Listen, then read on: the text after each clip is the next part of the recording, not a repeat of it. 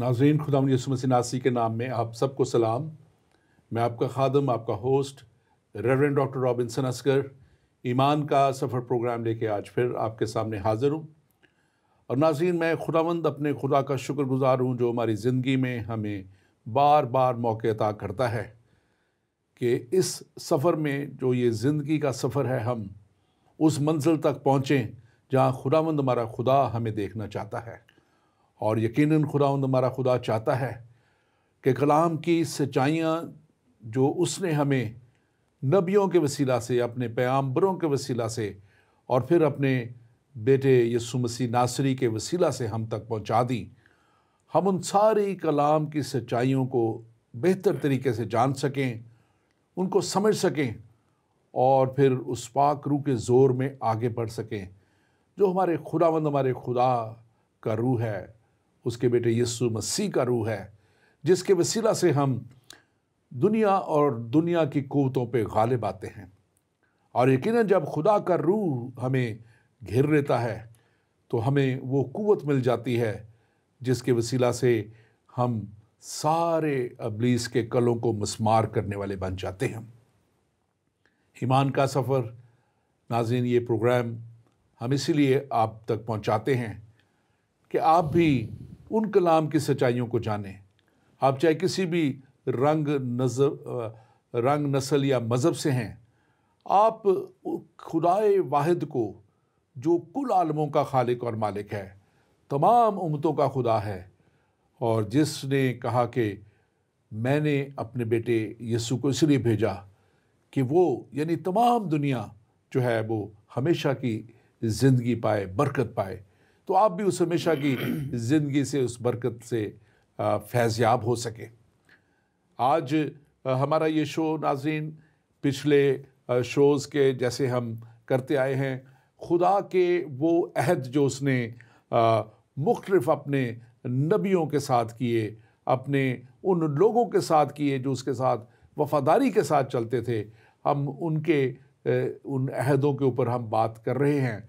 और खुदा ने जो अहद आज जिस पे हम बात करेंगे, वो खुदा का एक नहायत ही ज़बरदस्त सूरमा, और जिसको खुदा कहता है कि एक शख्स मुझे अपने दिल की मानद मिल गया, यानी कि हज़रत दाऊद।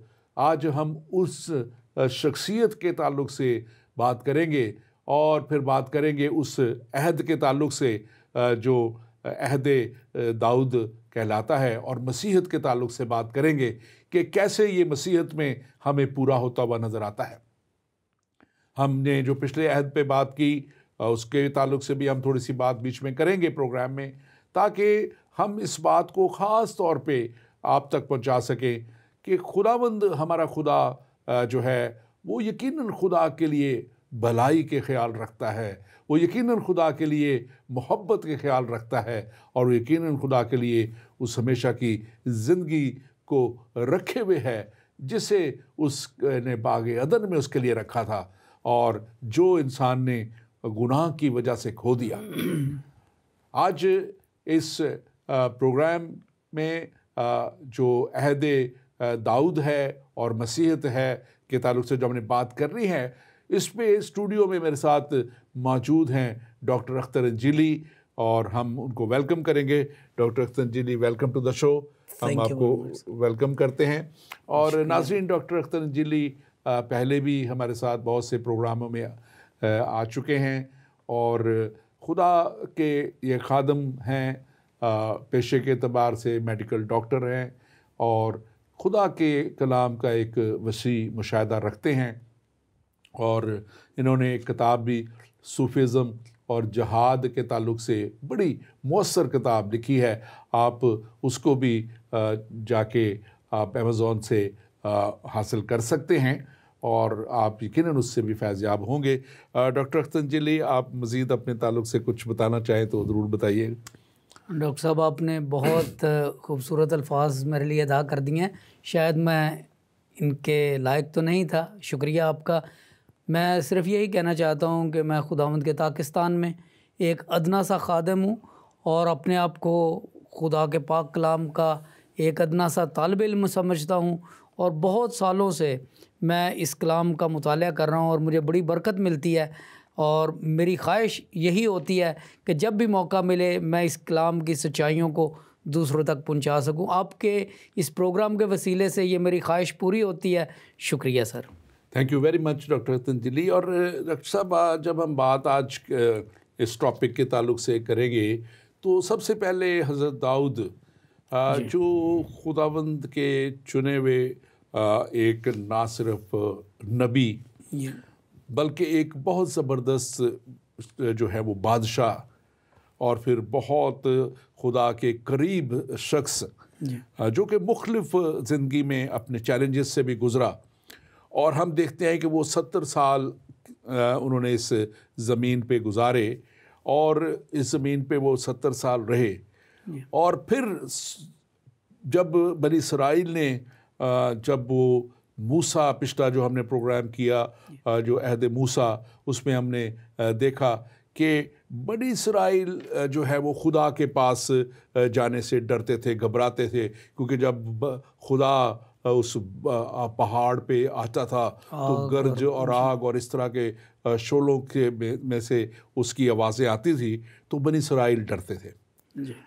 मैं इस बात को हमेशा इस तरह देखता हूँ कि जो मूसा था और जिनको वो साथ भी लेके जाता रहा, वो नहीं डरते थे क्योंकि वो खुदा के साथ चलने वाले लोग थे।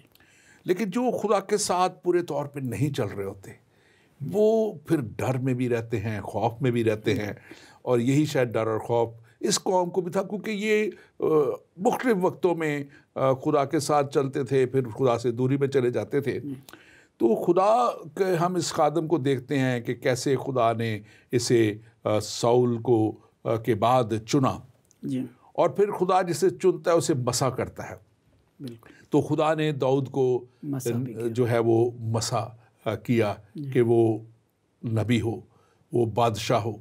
और हम देखते हैं कि ये खुदा का बंदा जो है बड़े ज़ोरावर तरीके से जो है इसराइल के लिए एक ऐसा रहनुमा बना जिसने उनको एक छोटी कौम से बड़ी कौम तक जाते हुए जो चैलेंजेस उन्हें थे उसको उस चैलेंजेस में उसने उनको बड़ा ज़बरदस्त तरीके से लीड किया और फिर वो एक ताकतवर कौम बन गए।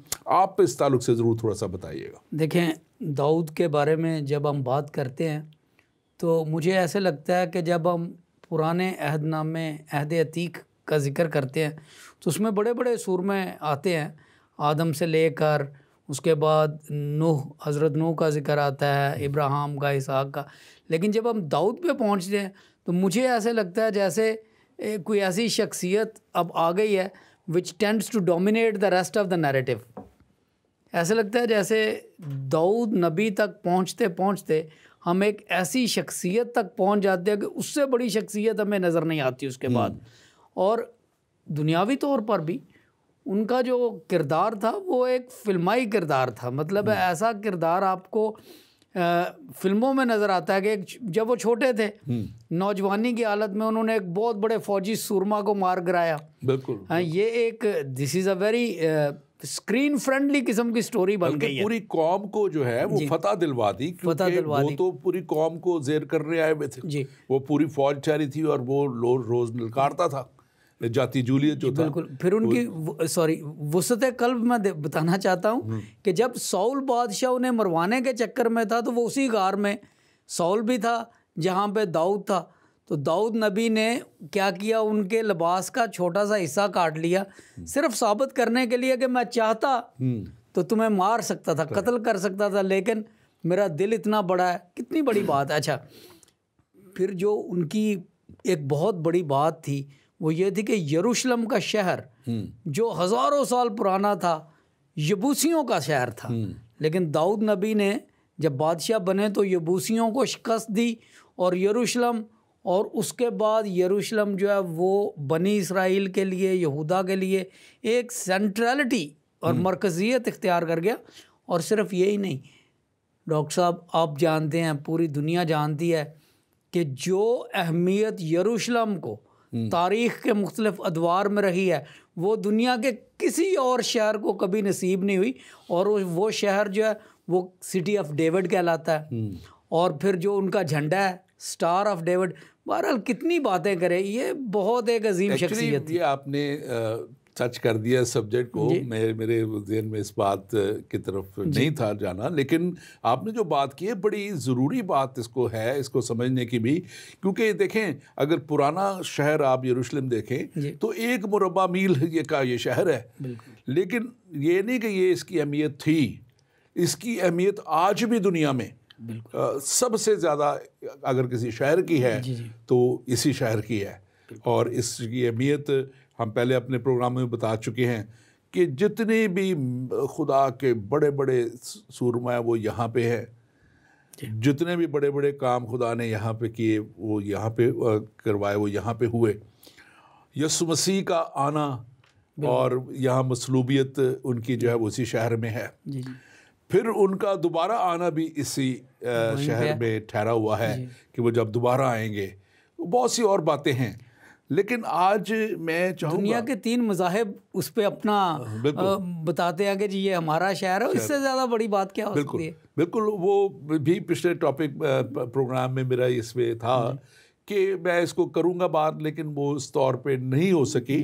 देखिए, दूसरी कौमें जितनी भी इसके ऊपर वो करती रहे, लेकिन जो चीज़ खुदा ने दे दी जिस कौम को, वो किसी इंसान की बात नहीं। और खुदा ने कहा कि ये जगह मैंने हमेशा के लिए तुम्हें दी। उन्होंने नहीं कहा कि थोड़े वक्त के लिए दी, हमेशा के लिए। तो ये वो जगह है, और ये दाऊद का शहर भी इसको कहा जाता है। और यहाँ पे जब हम बात आज करते हैं खुदा के अहद के बांधने की, तो वो भी यहाँ पे बात होती है, और खुदा उससे अहद जब बांधता है। लेकिन हम ये देखते हैं कि जब दाऊद मसा हो किया गया और वो बादशाह बना, तो कैसे उसने बड़ी बड़ी फतवात जो आप जिक्र कर रहे थे, तो वो सिर्फ यबूसियों के ही नहीं, वो लिखा है कि इर्द गिर्द की सारी कौमों, इरामियों, करानियों, और उसने जो है फतह किया। खुदा का जोर उसके साथ साथ होता था, खुदा उसके साथ साथ होता था। और लिखा है कि उसने जितने भी दुश्मन थे बनी इस्राएल के, उन सब को उसने फतह कर लिया। और उसने उनको जो था बता दिया कि वो अहद जो खुदा ने इब्राहिम से बांधा था। बिल्कुल, खुदा ने क्या उसे कहा था कि मैं तुझे एक बड़ी कौम बनाऊंगा। बिल्कुल, तो उसको एक बड़ी कौम बना दिया। और ये बात जो है आज हम देखते हैं कि वहाँ वो अहद था बड़ी कौम बनाने का। और आज इस अहद में हम देखते हैं जो दाऊद का अहद है, बादशाहत, हमेशा की बादशाहत का। आप इस अहद के ताल्लुक से थोड़ा सा बताइए कि अहद क्या है, क्योंकि बाज़ दफ़ा हमारे साथ नए व्यूअर भी होते हैं। और फिर बताइए कि ये अहद दाऊद जो है ये क्या है, डेविडिक कवानेंट जो है, इसके ताल्लुक से। जी पादरी साहब, जब भी 2 पार्टीज आपस में कोई बात करती हैं और किसी चीज़ पे इत्तेफाक हो जाता है, तो सबसे पहली उसकी जो स्टेज है उसे कहते हैं वादा। वादा इंसान करता है कि मैं वहाँ पे आपको मिलूँगा, ये वादा है। ये इसकी अहमियत वो नहीं होती जो नेक्स्ट स्टेज की है, जिसे हम मुआहदा कहते हैं। मुआहदा कॉन्ट्रैक्ट होता है। कॉन्ट्रैक्ट का मतलब ये है कि ये काम आपने करना है और उसके एवज़ मैं ये काम करूँगा। मिसाल के तौर पे आप बिल्डिंग कॉन्ट्रैक्ट देते हैं किसी को, तो वो बिल्डर जो है वो अपना सामान लेके आता है, आप उसे पैसे दे देते हैं, ये कॉन्ट्रैक्ट होता है। वादा पहली चीज़ है, मुआहदा दूसरी चीज़ है, अहद एक बहुत बड़ी चीज़ है। स्ट्रॉन्ग एक very strong terms, the strongest element. और खुदा ने जब भी इंसानों के साथ वादा मुआहदा नहीं किया बल्कि अहद किया है। पहला अहद उन्होंने आदम के साथ किया, फिर उन्होंने अहद किया नूह के साथ कि इसके बाद मैं कभी पूरी दुनिया को पानी से मलिया मेड नहीं करूँगा। फिर हम देखते हैं कि उन्होंने इब्राहिम के साथ अहद किया कि मैं तेरे ज़रिए से पूरी दुनिया को बरकत दूंगा। उसके बाद फिर हम देखते हैं कि उन्होंने अहद मूसा के साथ किया। शरीयत आई, लोग शरीयत मानेंगे मैं बरकतें दूंगा, शरीयत नहीं मानेंगे उन पर लानत होगी। फिर हम देखते हैं उन्होंने खुदा ने अहद किया हारून के साथ, जिसे नमक का दायमी अहद कहते हैं, यानी अहद कहानत का। नमक का अहद इसलिए कहा जाता है क्योंकि जितनी भी कुर्बानियाँ होती थी ये ज़रूर था कि उनको नमक के साथ नमकीन किया जाए, इस शर्त के बगैर कोई कुर्बानी जो थी वो कबूल नहीं होती थी। लिहाजा अहद कहानत जो था वो हारून के साथ था। अच्छा, उसके बाद हम देखते हैं सैमुएल नबी की किताब में, दूसरा सैमुएल 7 बाब में, और ये अहद जो है इसे हम अहद दाऊद या दाऊदी अहद कहते हैं। खुदावंद ने ये अहद जब किया तो एक बहुत ही अजीम और बहुत ही बाबरकत और आलीशान वादा दाऊद के साथ किया कि तू बादशाह तो बन गया है, लेकिन अब ये बादशाहत तेरे कबीले में, तेरे घराने में रहेगी और अब्दुल-आबाद रहेगी, हमेशा तक रहेगी, नस्लों तक रहेगी। बल्कि इसका खात्मा नहीं होगा। इसमें हम बात करेंगे क्योंकि खुदा ने कहा कि ये बादशाहत तेरी नस्लों में हमेशा तक रहेगी, हमेशा तक रहेगी। अब नस्लें तो हमेशा तक रहनी नहीं, बिल्कुल, इसलिए हम उसके ऊपर भी बाद में बात करेंगे। लेकिन जो आपने हवाला जो दूसरे सैमुएल 7 बाब का किया है, अगर हम 12 आयत से लेके 15 और 16 आयत देखें, 16 आयत तक देखें, तो वहाँ पे बड़े वाज़े तौर पे ये अहद लिखा हुआ है। और वहाँ पे खुदा उससे कहता है कि मैं तेरी नस्ल से जो तेरे सुल्ब से होगी, मैं उससे सल्तनत कायम करूँगा। वो यानी कि सुलेमान, वही उसने जब वो कहता है कि मैं तेरे लिए एक घर बनाऊंगा खुदा के लिए, को देखता है कि जब सारी तरफ से उसने सल्तनतें जो फतह कर ली हैं और एक शान और शौकत के साथ अब रह रहा है, तो वो देखता है कि खुदा के अहद का संदूक, जिसमें खुदा के हाथ की लिखी हुई लोहें थी, 10 अहकाम थे, शरीयत थी, वो खैमा में है। तो मैं उसका घर बनाऊंगा। तो खुदा उसे कहता है कि तू नहीं बनाएगा, लेकिन तेरे सुल्ब से जो पैदा हुआ है, यानी वो इशारा सुलेमान की तरफ से था, वो जो है वो घर बनाएगा। और फिर वो जो और फिर लिखा है घर, और मैं उसके सल्तनत का तख्त हमेशा कायम करूँगा, हमेशा कायम करूँगा। तो ये मैं समझता हूँ कि खुदा का पहले अहद का एक पहला हिस्सा था जो वो कहता है। और इसका बाज़ लोग इसको भी समझना चाहते हैं, मैं थोड़ा सा एक्सप्लेन करूँ, फिर आप बताइएगा कि इसकी में मज़ीद अहमियत क्या है और कैसे ये है कि लोग समझते कि पहले वो खैमा में था खुदा का अहद का संदूक, फिर इधर। तो इसको अगर पूरी डिटेल इसकी स्टडी करें तो ये वो वक्त था जब वो उनको खुदा निकाल के लाया है गुलामी से, मिस्र से, मिस्र की गुलामी से, और वो ऑन द मूव हैं। बिल्कुल। और वो एक जगह से चल रहे हैं, दूसरी जगह जा रहे हैं, दूसरी से तीसरी जगह जा रहे हैं। तो यकीनन उस वक्त कोई परमानेंट जगह बनाई नहीं जा सकती थी उसके लिए। और अब क्योंकि एक जगह खुदा ने उनको सल्तनत दे दी, वो जो वादा उसने इब्राहिम से किया था, वादे का मुल्क देने दिया, वो मुल्क दे दिया। नस्ल एक को बरकत देने का वादा था, वो एक बड़ी कौम बना दिया। और जब कौम बना दिया तो फिर उनको वो वादे का मुल्क जब मिल गया, तो ये उसके ख्याल में जब आया तो खुदा ने उसको उसकी इस बात को अच्छा समझा, अच्छा जाना। आप इसको ज़रा मज़ीद थोड़ा सा एक्सप्लेन कीजिए। पारी साहब, मैं जब ये आयत मुबारका पढ़ता हूँ, दूसरा सैमुएल 7 बाब की दूसरी आयत, तो मुझे ये बहुत अच्छी लगती है। और इसमें खुदा के लिए एक मोहब्बत और प्यार का उन्सर शामिल है। लिखा है दूसरी आयत में, तो बादशाह ने नातन नबी से कहा, तो बादशाह ने नातन नबी से कहा, देख मैं तो देवदार की लकड़ियों के घर में रहता हूँ, पर खुदा का संदूक पर्दों के अंदर, यानी कि कपड़ों के अंदर, खैमा में के अंदर रहता है। अब देखें ये कितनी बात है कि दाऊद नबी के बाद ये जहन में आई कि मैं बादशाह हूँ और मैं इतने बड़े महल में रहता हूँ, और खुदा का संदूक जो है, अहद का संदूक जो है, वो अभी तक खैमों में पड़ा है। To me this speaks very beautifully of the character of David.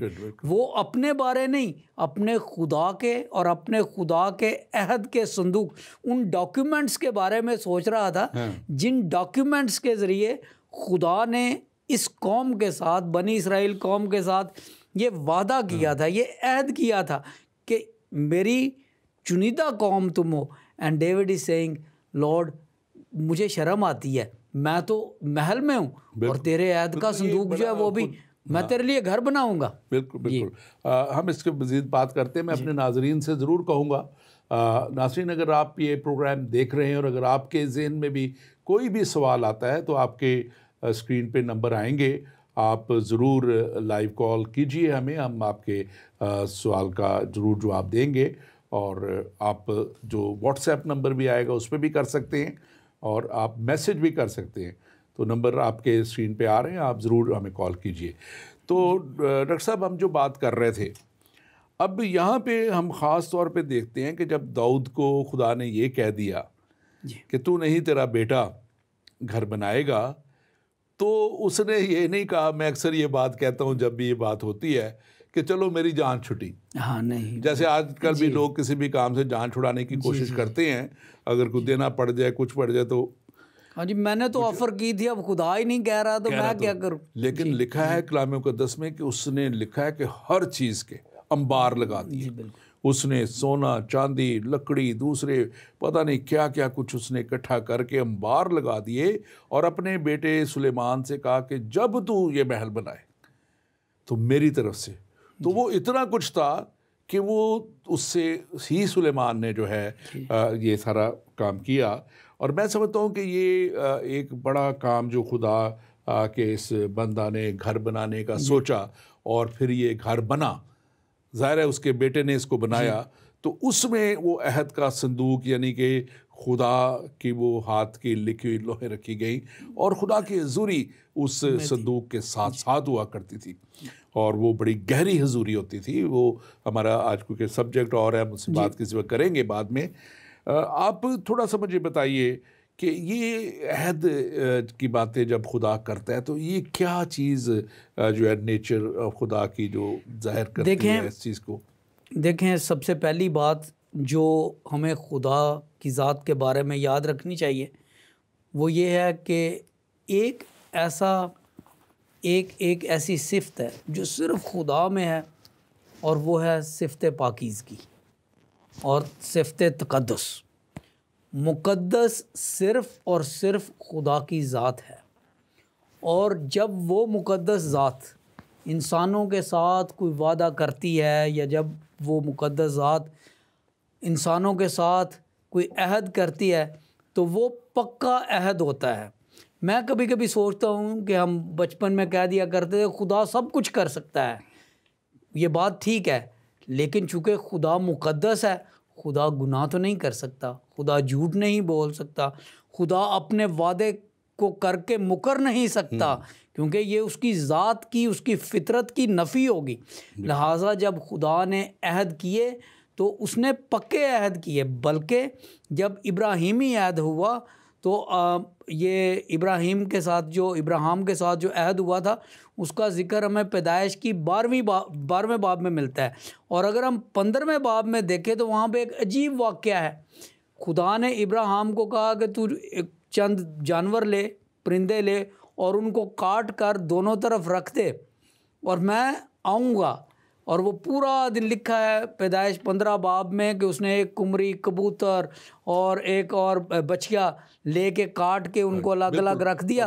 और उसमें से बीच में से गुजरना, ये हमने पिछले प्रोग्राम में इस पर बड़ी तफसीलन बात की थी कि वो उसमें से फिर उन दो हिस्से करके उसमें से दोनों पार्टियां गुजरती थी, लेकिन जब उसमें से सिर्फ खुदा गुजरा था क्योंकि वो अनकंडीशनल था। और ये जो हमारा अहद दाऊद है ये भी अनकंडीशनल अहद है, मतलब गैर मशरूत है, इसमें कोई शर्त नहीं थी, इसलिए इब्राहिम ना उसमें से गुजरा और ये भी जो दाऊद के साथ किया गया अनकंडीशनल है। अब हम क्योंकि हमें आगे मज़ीद इस आयत को आगे बढ़ना है, इसमें जब हम देखते हैं और ये हम आगे इसका आखिरी हिस्से को हम बाद में बात करेंगे, जो सल्तनत का जो तख्त है वो हमेशा तक कायम रहने की जो बात है, लेकिन अगली आयत बहुत इम्पोर्टेंट है। जी बताइए। जब आप उसकी 14वीं आयत देखते हैं तो वो निहायत ही एक इम्पॉर्टेंट आयत है जिसमें खुदा एक बहुत बड़ी बात कर रहा है। और खुदा कह रहा है, यहाँ पे लिखा है इस आयत में, और मैं उनका बाप हूँगा और वो मेरा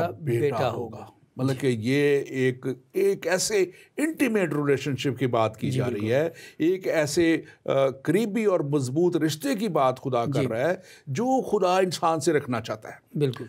और इंसान जो है वो कहता है कि मूसा तू ही चला जाया कर, हम दूर ही रहेंगे। बिल्कुल। और ये इंसान फितरी तौर पे जो है खुदा से दूर, शैतान उसे माइल करता है, कायल करता है, क्योंकि वो नहीं चाहता कि इंसान खुदा से इतनी कुर्बत हासिल कर रहे कि वो मेरे हाथों से निकल जाए।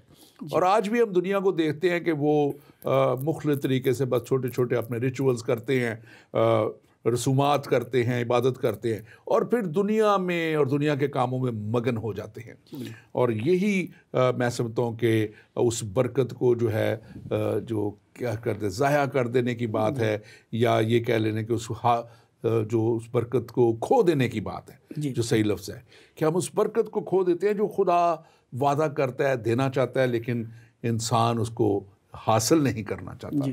और यहाँ पे इतना बड़ा वादा है कि मैं उसका बाप हूँगा और वो मेरा बेटा होगा, और अगर वो खता करे तो मैं उसे आदमी की लाठी और बनी आदम की जाइनों से तंबीह करूँगा।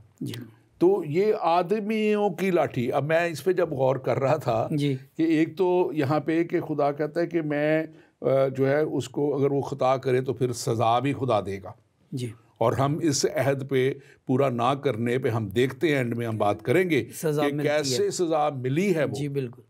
खुदा ने अहद ख़त्म नहीं किया लेकिन सज़ा दी है जी। और यहाँ पे मैं जब ख़ास एक बात कर रहा था कि मैं आदमियों की लाठी से, यानी कि वो फिर भी इंसान का ख्याल कर रहा है, वो अगर अपनी लाठी बरसा दे तो फिर कौन है जो जिसका वजूद रह सके। तो वो कहता है कि मैं आदमियों की लाठी से दूसरी कौमों को उसके ऊपर चढ़ा दूंगा, ये करूंगा, बल्कि ऐसा जितना कुछ वो बर्दाश्त कर ले। बिल्कुल। और यहाँ पे मैं समझता हूँ कि खुदा जो तंबीह कर रहा है, आज भी इंसान को इस बात पे बड़े गौर करने की ज़रूरत है कि वो अगर किसी भी तरह खुदा उन्हें तंबीह कर रहा है जी, तो वो देखें कि कहाँ पे वो गलत हैं, कहाँ पे वो खुदा से दूरी में हैं।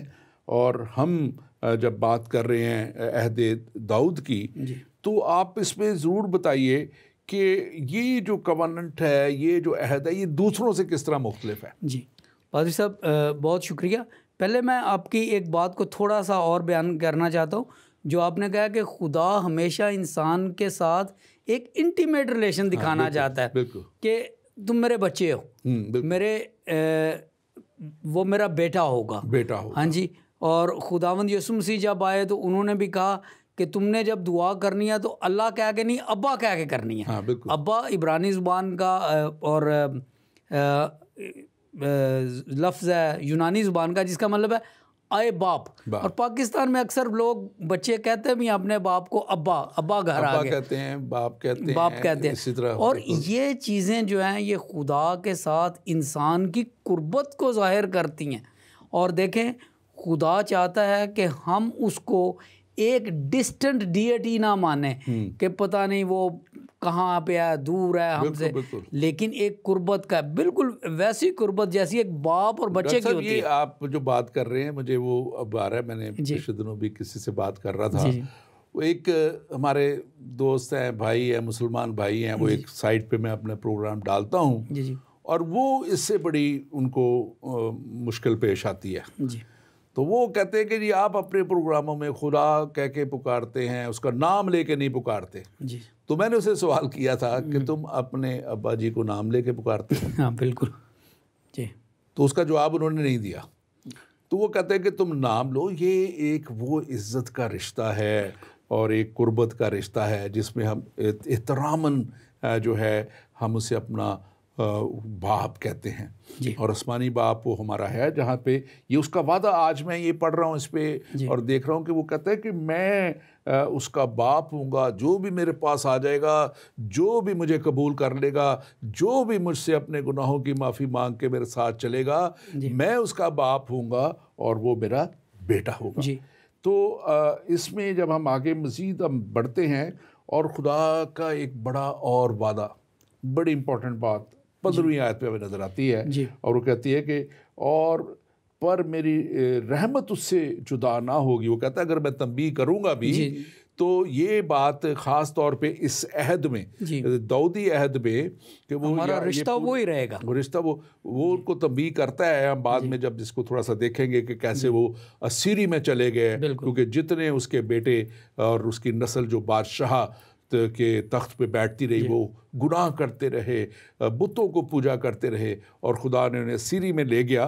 तो ये यहाँ पे वो कह रहा है, बड़ा क्लियरली इस अहद में लिखा हुआ है, इस अहद को समझने की ज़रूरत है कि यहाँ पे मैं अपनी रहमत उससे जुदा नहीं करूँगा जैसे मैंने साउल से जुदा की थी।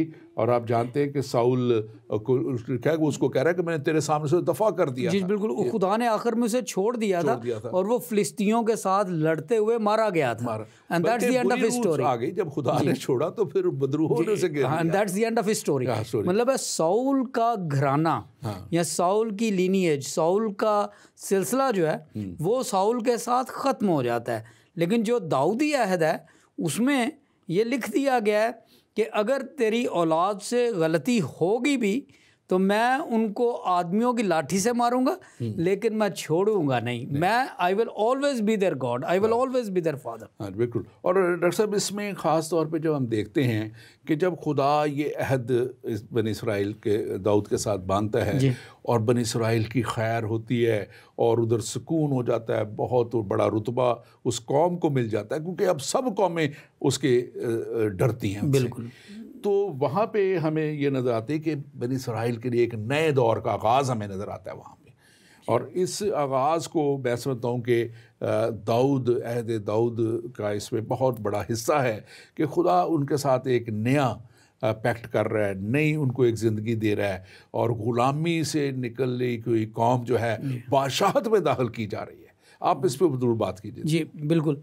देखें, जो अहद दाऊद के साथ किया गया, मैं कभी कभी सोचता हूँ जब हम खुदा के साथ मोहब्बत ज़ाहिर करते हैं तो खुदा उसका कितना बड़ा नतीजा देता है। दाऊद ने खुदा को कहा कि मुझे ये अच्छा नहीं लगता कि मैं महल में रहूँ और तेरा अहद का संदूक खैमे में रहे। खुदा ने, मैं चाहता हूँ कि मैं उसके लिए एक घर बनाऊँ। तो फिर हम देखते हैं कि खुदा ने जो बरक़ात दी और ये 9वीं 10वीं आयत से शुरू हो जाती है, लिखा है और मैं अपनी कौम इसराइल के लिए एक जगह मुकर्रर करूँगा, मैं दुनिया के बड़े बड़े लोगों के नामों में तेरा नाम का शुमार करूँगा, तेरे सब दुश्मनों से तू आराम पाएगा। और फिर लिखा है खुदावंद तेरे घर को बनाए रखेगा। खुदावंद तेरे घर को बनाए रहेगा।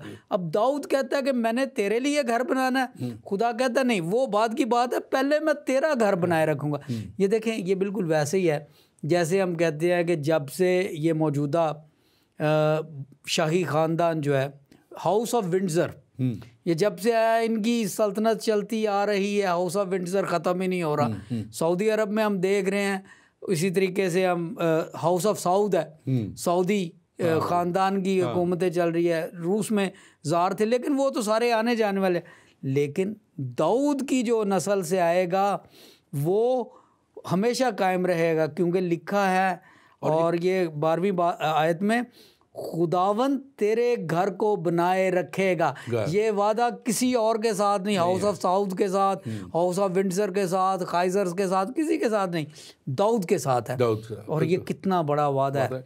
और इसमें हम ख़ास तौर पे यकीनन इस कौम के लिए एक नई ज़िंदगी थी, एक नया दौर था, क्योंकि उससे पहले क्या था, बेइंसाफ काजी, रिश्वतखोर काजी और अजीब अजीब मुश्किलों में लोग थे, उसके अदम तहफ़्फ़ुज़ था।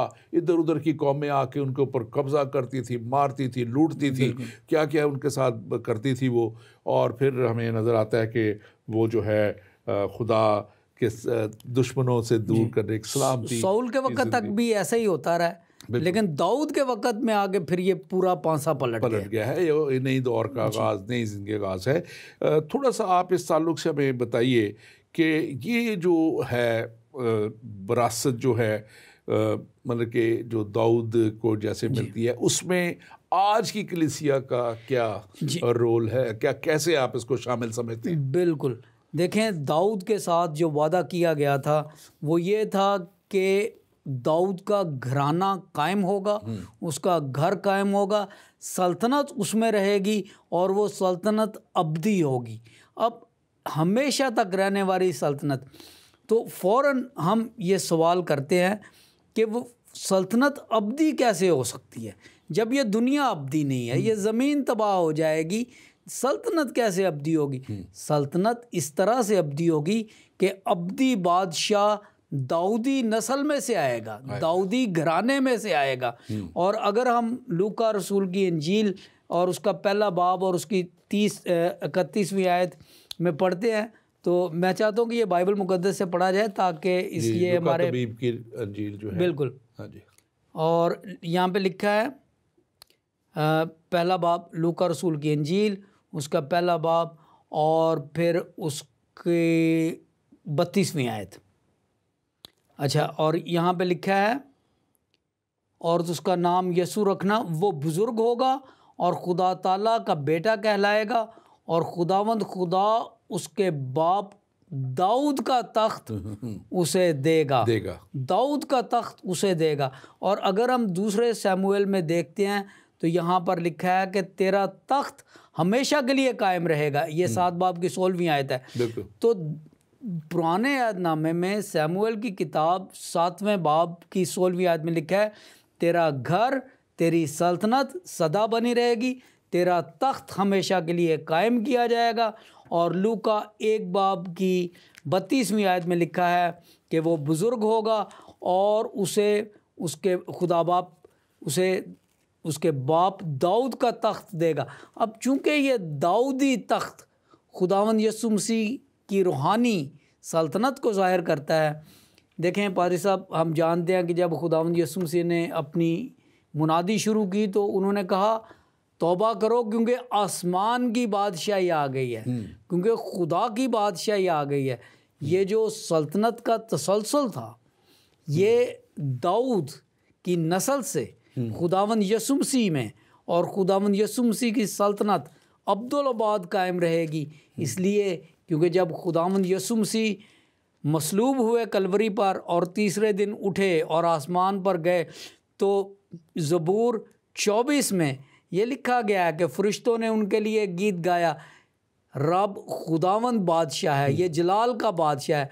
खुदावंद यीशु मसीह की सल्तनत तो जलाल की सल्तनत, और वो और ये सल्तनत चलती रहने वाली है। और फिर हम जब देखते हैं, बात हम जब करते हैं कि ये क्यों इतना हज़रत दाऊद की जो है इतनी सलामती और कैसे इतना ज़्यादा अमन और सुकून, तो वहाँ पे अगर आप देखें दूसरा शमूएल में और उसका 8वां बाब और उसकी 15वीं आयत में देखें तो वहाँ पे लिखा हुआ है बड़ा क्लियरली। और आज की हुकूमतों को ये देखना चाहिए, सोचना चाहिए। और हमारे यहाँ जैसे हम पाकिस्तान से ताल्लुक़ रखते हैं, हमने तो देखा कि कितनी वहाँ पे जो है रिश्वत सतानी है, कितना वहाँ पे गलत इस्तेमाल है कानून का, और कितना हमारे मसीहों के साथ भी जो है जुल्म और ज़्यादती का जो है दौरा है। लेकिन यहाँ पे ये आयत कहती है और दाऊद कुल इसराइल पर शद्दत की, दाऊद ने कुल इसराइल पर शद्दत की और दाऊद अपनी सब रैयत के साथ अदल और इंसाफ करता रहा।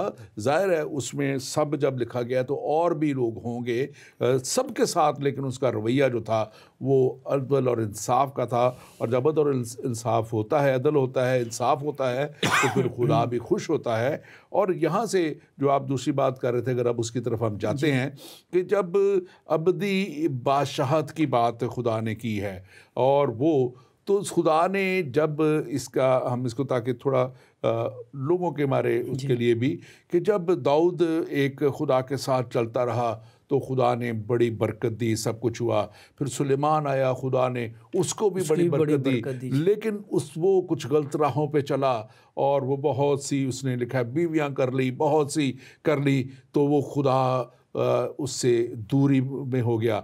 लेकिन उसने अपना वादा उससे जो है ना वो लिखा है कि फिर भी उसने ना तोड़ा।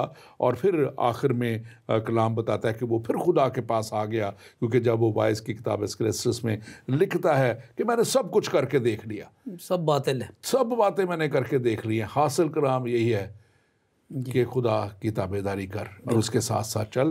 तो ये जब हम देखते हैं, और फिर जो आपने बात की है, अब हमने जब यहाँ उसके बाद जितने भी बादशाह आए जो उसकी नस्ल से आए, तो उसमें से ज़्यादा बादशाह जो थे, और आखिर में जो ख़ास तौर पे आने वाले जो थे आखिज़ बादशाह, और फिर उसका दूसरा एक बादशाह था, वो उन्होंने तो बहुत ज़्यादा, और उससे पहले बादशाहों ने भी जो है लिखा है कि वो बुतों की पूजा और बड़े कुर्बानियाँ चढ़ानी, और जो ऐसे ऐसे काम उन्होंने गलत किए जो खुदा को गुस्सा दिलाया, वहाँ पे लिखा हुआ है। और फिर खुदा ने उसका, जैसे कलाम मुकद्दस में लिखा है, इस सिस्रा में भी लिखा हुआ है कि अगर तू मेरे साथ चलेगा तो मैं तुझे बरकत दूंगा। खुदा ने शरीयत में भी यही कहा था कि जब दी थी शरीयत, कि अगर तू इन हुक्मों को मानेगा तो तेरी खैर होगी, तुझे बरकत दूंगा, और अगर नहीं मानेगा तो तुझ पे लानत होगी।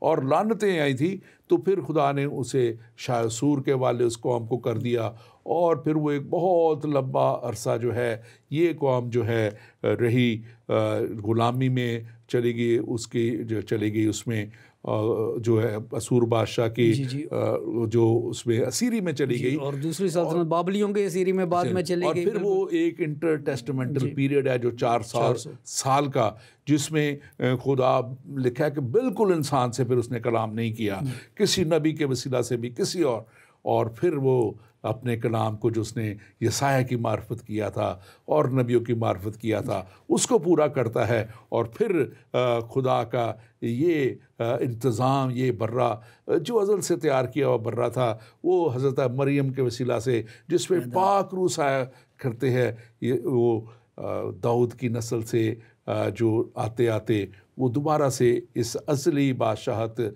को पूरा करने के लिए यीशु मसीह का जन्म हम देखते हैं।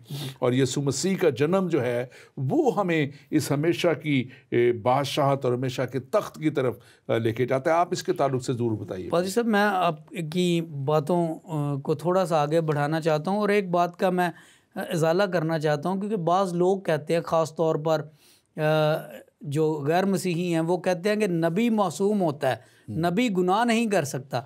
लेकिन बाइबल मुकद्दस हमें बताती है कि नबियों ने गुनाह किया, और जिसने गुनाह किया वो लिख दिया गया। बाइबल मुकद्दस की ये खूबसूरती है, बाइबल मुकद्दस की ये एक समझ ले कि ये इसकी एक ख़ासियत है कि इसने किसी को नहीं बख्शा। अगर दाऊद नबी ने गुनाह किया, बेशक वो नबी था, बेशक वो ऐसा शख्स था जो खुदा कहता है कि man after my own heart, लेकिन वो लिख दिया गया। जब सुलेमान नबी ने गुनाह किए, वो भी लिख दिए गए।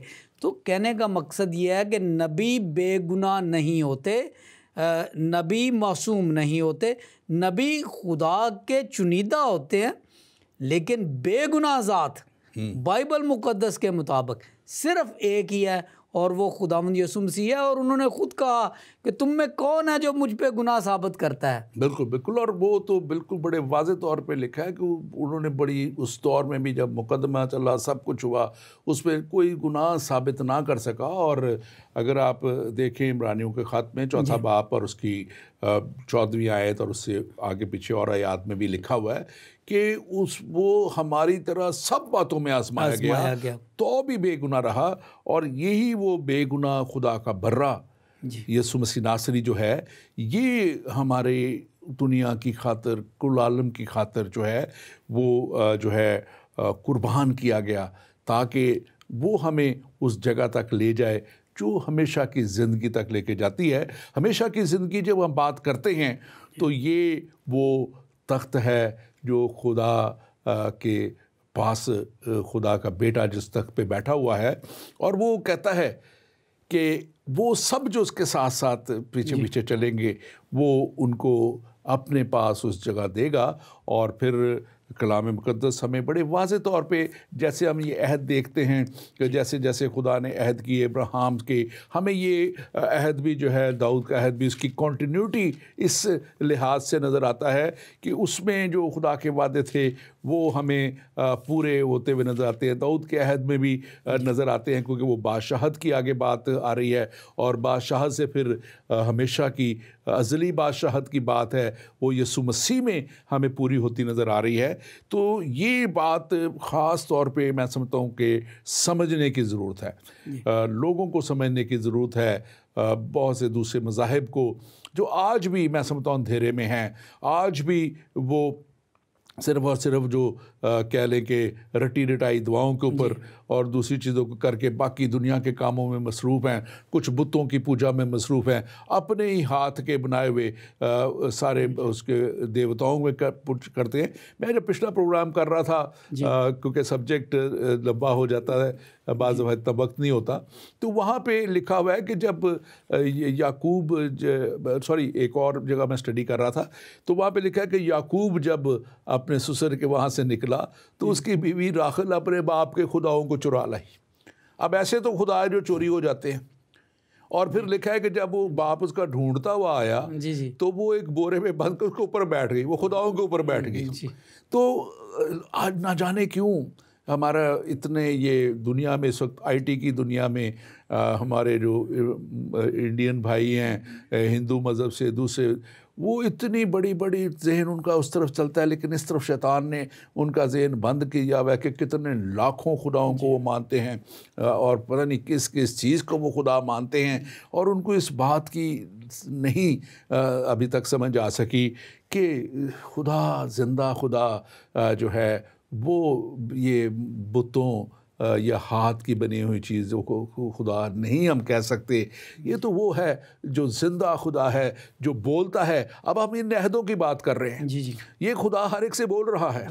आदम से बोला, बिल्कुल आदम से वो बोल रहा है, आदम से बात वो अहद कर रहा है, उसके बाद वो नूह के साथ बोल रहा है, वो नूह से अहद कर रहा है, और फिर वो पूरा करके दिखाता है हर चीज़ को। ये नहीं कि कह देता है। फिर उसके बाद इब्राहिम से अहद है। इब्राहिम से अहद जब किया गया तो उनकी जो वाइफ थी वो उसकी उम्र और इब्राहिम की उम्र, और वो एक नामुमकिन चीज़ को मुमकिन कर दिया है औलाद की सूरत में। ये खुदा है बिल्कुल ऐसी कि जब वो बिल्कुल नाउमीदी की हालत में, वहाँ लिखा हुआ है ना कलाम में कि वो 99 बरस हो गया और वो भी तकरीबन उतने ही की थी, और वो जब उस वक्त बिल्कुल ऐसी एज में जहाँ नहीं हो सकता, उस वक्त जब खुदा काम करता है तो नज़र आता है। वो देखिए पारी साहब, अगर आप अंगूरों का जूस लेके तो उसकी मैं बना दें तो ये तो कोई भी कर सकता है। आप मटके में पानी भर के मैं बना दे तो ये खुदा है, बिल्कुल। हैं जी, मुर्दे को जाके दफना देना ये तो कोई भी कर सकता है। दफनाए हुए मुर्दे को बाहर बुला ले कब्र से, ये वो खुदा है। और यही मैं समझता हूँ कि आज एक बात और थोड़ा सा कि ये आज की कलीसिया जो है ये किस तरह इन अहदों का जो है वो रखवाला इनको कहा जाता है, और ये अहद किस तरह कलीसिया के रखवाले हैं। देखें, ये बहुत ही बड़ा सवाल है, मैं इसके छोटा सा जवाब देने की कोशिश करूँगा। देखें, पहली बात तो यह है कि ये सारे अहद हम तक कैसे पहुँचे। हमें कैसे पता है कि खुदा ने ये अहद किया आदम के साथ, नूह के साथ, इब्राहिम के साथ, इसाक के साथ, मूसा के साथ, दाऊद के साथ, हारून के साथ, नया अहद जिसका यिर्मयाह में ज़िक्र है। ये अहद हमें बाइबल मुक़द्दस के ज़रिए आया है, और ये हमारी ज़िम्मेदारी है क्रिश्चियंस की कि इन चीज़ों को हम दूसरों तक पहुँचाएँ। जैसे अभी आप फरमा रहे थे कि लोगों को बताया जाए कि हमारा खुदा अहद करने वाला खुदा है और अहद करके अहदों को पूरा करने वाला खुदा है। ये हमारी ज़िम्मेदारी है कि हम खुदा की मेहरबानी, उसकी शफ़क़त और उसकी वफ़ादारी जो बिनाए आलम से है, जो आदम से लेकर अब तक हमारे साथ चलती आ रही है, उसको दुनिया तक पहुंचाए। ये हमारी ज़िम्मेदारी है। दूसरी बात, अब ये अहद कलीसिया को किस तरह से संभालते हैं। देखें, बाइबल मुक़द्दस में एक जगह पे दाऊद नबी लिखता है कि अगर मुझे यकीन ना होता कि इंसाफ तेरे घर से आएगा खुदावन, तो मैं गश खा के गिर पड़ता, मुझे गश आ जाता। अगर हमें पता है कि हमारा इंसाफ खुदा के घर से आएगा। बेशक हमारे साथ इस वक्त दुनिया में नाइंसाफ़ी हो रही है, बेइंसाफ़ियाँ हो रही हैं, पाकिस्तान में, हिंदुस्तान में, दुनिया के मुख्तलिफ़ जगहों में, लेकिन हमें पता है कि जो हमारे लिए दाऊदी लाइन से आया, जो हमारे लिए इब्राहिमिक लाइन से आया, दाऊद से आया, और वो हमारा खुदावंद है, मुनज्जी है, और उसके लिए जो तख्त है वो अब्दुल आबाद तख्त है। और हमारे लिए ये वादा है कि जब खुदावंद इस दुनिया में हमेशा हमेशा के लिए सल्तनत करेगा, बादशाही करेगा, तो हम उसके साथ होंगे। मुकाशवा के आखिरी बाब 22 बाब के उस 5वीं आयत में लिखा है, और फिर रात ना होगी और वो चिराग और सूरज की रोशनी के मोहताज ना होंगे, क्योंकि खुदा उनको रोशन करेगा और वो अब्दुल आबाद बादशाही करेंगे। ये वो लोग हैं जो खुदावंद की कलीसिया हैं, जिन्होंने उसे कबूल किया, जिन्होंने खुदावंद यीशु मसीह के वसीले से अपने आप को खुदा के बेटे बेटियां बनाया।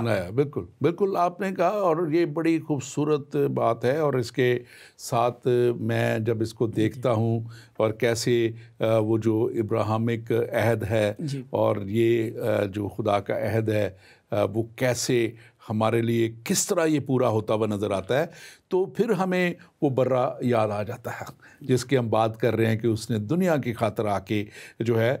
तो जब इब्राहिम लिखा है कि जब खुदा ने एक बहुत बड़ा उससे जो है इम्तिहान लिया, उसका इम्तिहान लिया और उसको कहा कि अपना बेटा इसहाक जो तेरी बीवी सारा से पैदा हुआ है उसको तू कुर्बान कर दे। और जब इसहाक उसको उस पहाड़ पे जिसके लिए खुदा ने उसको निशानदेही की थी लेके जा रहा था, तो उसका बेटा उससे पूछता है कि वो बाप है पर हमारे पास सब कुछ है, लकड़ियाँ हैं, ये है, वो है, वो छुरी भी है, बर्रा कहाँ है। जी बिल्कुल। तो उस वक्त जब वो बिल्कुल उसको अपने बेटे को बांध के उन लकड़ियों पे उसको कुर्बान करने लगता है, तो खुदा उसे रोक देता है को मोरिया पर, बिल्कुल जो है मोरिया के उस पहाड़ पे।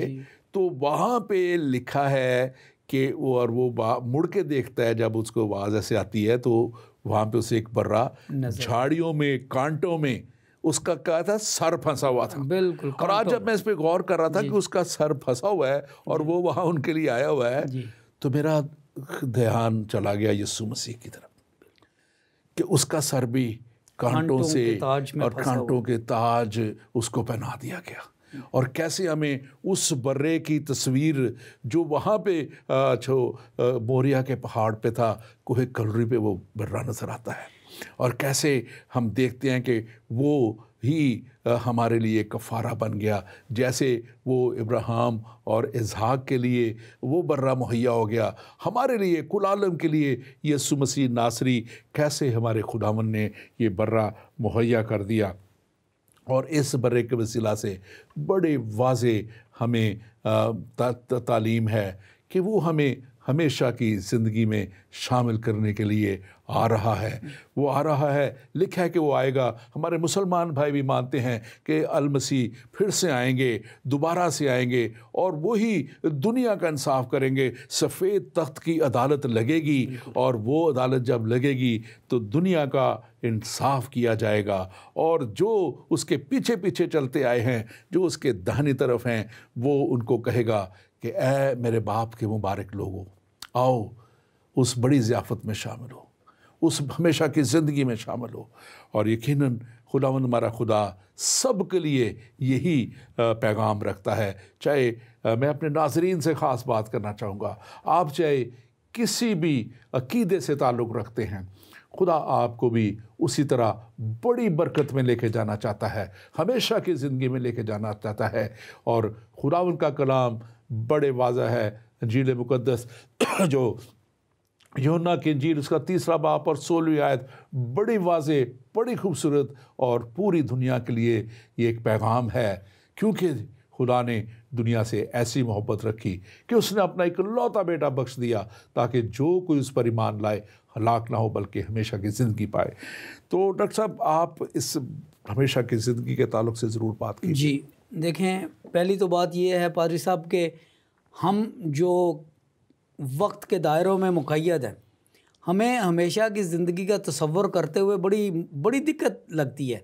क्योंकि एक मछली जो एक छोटे से टैंक में रहती है, उसको अगर कोई समझाने की कोशिश करे कि समुंदर में पानी लामुतनाही है, उस तो वो बड़ा मुश्किल हो जाता है समझना, इसलिए हम नहीं समझ सकते। लेकिन जो बात समझने की है वो ये है कि हम खुदा की ज़ात और उसकी मोहब्बत को समझने की कोशिश करें, क्योंकि सिर्फ फिर उसके वसीले से हम बात कर सकते हैं कि क्योंकि खुदावंद यीशु मसीह की ज़ात अक़दस में हम देखते हैं कि कुर्बानियों की तकमील हुई। कुर्बानियों का वो सिलसिला जिसका आपने ज़िक्र किया है, इसहाक से शुरू हुआ और फिर वो उनकी तकमील हुई। तरसील शरीयत मूसा से हुई, मगर तकमील शरीयत खुदावंद यसू मसीह की ज़ात अक़दस में हुई। दाऊदी तख्त को अब्दियत का दर्जा तब मिलता है जब खुदावंद यसू मसीह को वो तख्त अता होता है और खुदावंद यसू मसीह उस तसलसल में इंसान बन के आते हैं। और ये बड़ी मार्फत की बातें हैं पारी साहब। अगर हम इन चीज़ों को ऐसे समझने की कोशिश करें गोया के हम लोगों के साथ बहस में और फजूल बातों में पड़ जाएं, तो ये बातें समझ में नहीं आती, क्योंकि ये अकीदा है, ये ईमान है और ये ऐसी चीज़ें हैं जिनको खुदा का पाक रूह लोगों पर रोशन करता है। बिल्कुल वैसे जब खुदावंद यसू मसीह ने पूछा था अपने शागिर्द से पतरस से कि तू मेरे बारे में क्या कहता है, तो उसने कहा तू जिंदा खुदा का बेटा है। तो खुदावंद ने कहा ये बात तुझे पाक रूह ने बताई है, ये बात मेरे बाप ने बताई है। यानी कि ये बातें अगर हम इनको रियाजी के कायदों से समझने की कोशिश करें तो ये कभी समझ में नहीं आती। बाइबल मुक़द्दस को पढ़ने और समझने का एक ही तरीका है और वो ये है कि आप खुदावंद के सामने बड़े सच्चे दिल से खुदा से पहले दुआ करें, खुदावंद मैं तेरा पाक कलाम खोलने लगा हूँ, तू मेरी मदद कर ताकि मैं इसे समझूँ। तो फिर ये बातें बिल्कुल रोज़ रोशन की तरह हमारे सामने अयां होती चलती हैं, बाब के बाद बाब खुलता चला जाता है। आमीन आमीन। बड़ी खूबसूरती से आपने ये सारा बताया और सम अप किया है। Thank you very much doctor Anjili, आपके लिए हम खुदा के शुक्रगुजार हैं आपकी सारी खिदमत के लिए जो आप करते हैं। और नाजरीन, आज का कलाम और आज के कलाम की बातें जो हमारे लिए खुदा ने ज़िंदगी बख्श कलाम हमें दे दिया, इस कलाम में आज हमने ख़ास तौर पे एक बात जो मैंने पहले भी कही, कितनी खूबसूरत बात दूसरा सैमुएल उसका 7वां बाब और उसकी 14वीं आयत में लिखा हुआ है, मैं तुम्हारा बाप हूँगा और तुम मेरे बेटे होगे। ये वादा सिर्फ दाऊद या उसके बेटे सुलेमान से नहीं था, ये वादा उसने यीशु मसीह के वसीला से मेरे और आपके साथ भी पूरा कर दिया। जब यीशु मसीह ने हमें सिखाया कि जब तुम दुआ करो, मत्ती 6 बाब में ये दुआ लिखी हुई है, आप उसमें पढ़ सकते हैं। लिखा है कि जब तुम दुआ करो तो यूं दुआ करो, आए हमारे बाप। और ये जब हम ऐसा कहते हैं तो ये एक ऐसा रिश्ता हमारा खुदा के साथ ये दुआ बना देती है कि फिर हम बाप की सारी चीज़ों के वारिस ठहर जाते हैं और जो भी उसके साथ चलता है वो उसकी हमेशा की ज़िंदगी को पा लेता है और उस खुदा की सारी बरकतों को हासिल कर लेता है। क्योंकि जब वो हमारा बाप है तो फिर हम जब उसके बेटे और बेटियां बन जाते हैं तो यकीनन हम उसकी विरासत में शामिल हो जाते हैं, हम उसके वारिस ठहर जाते हैं। और खुदा चाहता है कि हम उन सब बरकतों को हासिल करें जो उसने हमारे लिए रखी हैं, जो जिनका वादा या जो सब कुछ उसने अब बाग़ एदन में आदम से कहा था कि ये सब कुछ तेरे लिए है। जितना कुछ उस बाग़ एदन में और उस वक्त फल और परिंदे और सब कुछ और हर एक चीज़ जो थी, खुदा ने कहा कि तेरे लिए है। और आज खुदा वो सब कुछ आपको भी देना चाहता है। आज खुदा मेरे और आपकी ज़िंदगी में उस बाग़ अदन को जो वो जिसको लोग जन्नत भी कहते हैं, फिरदौस भी कहते हैं, वो रिस्टोर करना चाहता है आपको, वो वापस देना चाहता है आपको हमेशा की ज़िंदगी में लेके जाके वो आपको उस अपने पुराने रिश्ते में, जिसमें जैसे उसने आदम के साथ एक रिश्ता रखा था, उस रिश्ते में आपको लेके जाना चाहता है। लेकिन क्या आप उस रिश्ते में आगे जाने के लिए तैयार हैं? आइए आज अपना अपना जायज़ा लें। आइए आज देखें कि कैसे हम भी अपना आप खुदा के साथ देखें। इस अहद में जो दाऊद का अहद था और फिर उस अहद में जो नया अहद खुदा ने हमारे साथ किया है, उसमें कैसे हम जा सकते हैं। खुदावंद के इस कलाम को पढ़ें और इसमें आगे बढ़ते चले जाएं। खुदावंद आपके साथ हो, खुदावंद आपको बरकत दे। आमीन।